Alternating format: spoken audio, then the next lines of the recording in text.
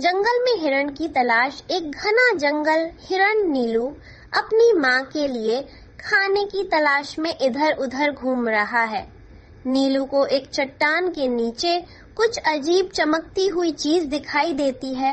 वह पास जाकर उसे निकालता है। ये क्या है? ऐसी चमकती हुई किताब मैंने कभी नहीं देखी। नीलू किताब को खोलता है। एक तेज रोशनी फैलती है। किताब पर लिखा संदेश उभरता है। तुम्हें 3 इच्छाएं पूरी करने का मौका मिलेगा, लेकिन सोच समझकर मांगना। नीलू थोड़ा घबराता है, लेकिन किताब को ध्यान से पढ़ता है। क्या ये सच में मेरी इच्छाएं पूरी कर सक? नीलू किताब से कहता है, मैं चाहता हूँ कि जंगल में सबके लिए भरपूर खाना हो।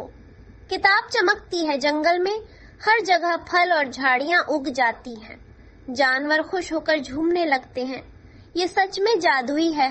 अब किसी को भूखा नहीं रहना पड़ेगा। नीलू का दोस्त चंचल बंदर आता है। वह किताब को देखकर लालची हो जाता है। डायलॉग: चंचल, मुझे भी कुछ मांगने दो। मैं सबसे ताकतवर जानवर बनना चाहता हूँ। एक्शन: चंचल किताब छीन लेता है और अपनी इच्छा मांगता है। किताब चमकती है। चंचल ताकतवर बन जाता है। वह अपनी ताकत का दिखावा करने लगता है। जैसे ही चंचल दूसरों को डराने की कोशिश करता है, उसकी शक्ति अचानक गायब हो जाती है। जिनकी इच्छाएं दूसरों का नुकसान करती हैं, वे हमेशा उल्टी पड़ती हैं।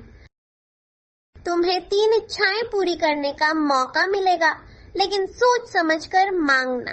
एक्शन: नीलू थोड़ा घबराता है, लेकिन किताब को ध्यान से पढ़ता है। डरा हुआ चंचल नीलू के पास लौटता है और माफी मांगता है। मुझे माफ कर दो नीलू, मैंने गलत किया। नीलू किताब से अपनी आखिरी इच्छा मांगता है। मैं चाहता हूँ कि जंगल में हमेशा शांति और प्रेम बना रहे। किताब एक तेज चमक निकलती है और किताब गायब हो जाती है। जंगल में सभी जानवर खुशी से नाच रहे हैं। नीलू और चंचल मुस्कुरा रहे हैं। इस किताब ने हमें सिखाया कि इच्छाओं का उपयोग हमेशा दूसरों की भलाई के लिए करना चाहिए। कैमरा ऊपर उठता है। खुशहाल जंगल का दृश्य। अंतिम संदेश: लालच बुरी बला है। जो दूसरों की भलाई के लिए सोचता है, वही सच्चा विजेता होता है।